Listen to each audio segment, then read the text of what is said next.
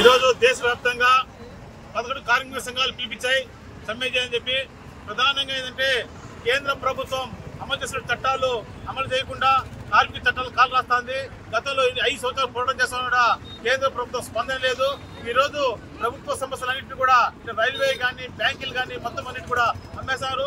ఇంకోటి రాష్ట్రంలో ఆంధ్ర ఉక్కు కడప అనే పరిస్థితిలో ఆ రాష్ట్ర ఉక్కు ఫ్యాక్టరీ కూడా అమ్ముతున్నారు. వీటన్నిటిపైన మేము ధర్నాలు చేసినా కూడా ప్రభుత్వ స్పందన లేదు.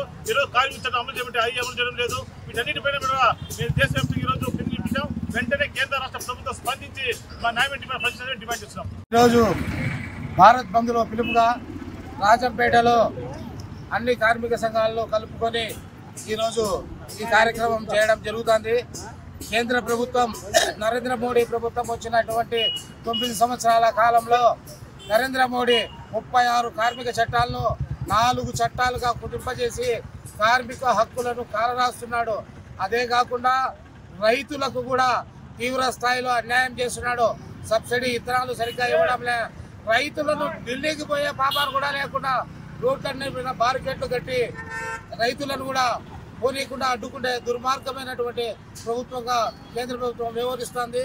దీనికి నిరసనగానే ఈ నెల 16వ తేదీ భారత్ బంద్కు అన్ని కార్మిక సంఘాలు పిలుపునిచ్చినాయి. కాబట్టి దాంట్లో భాగంగా ఈరోజు రాజంపేటలో కూడా చేయడం జరుగుతుంది.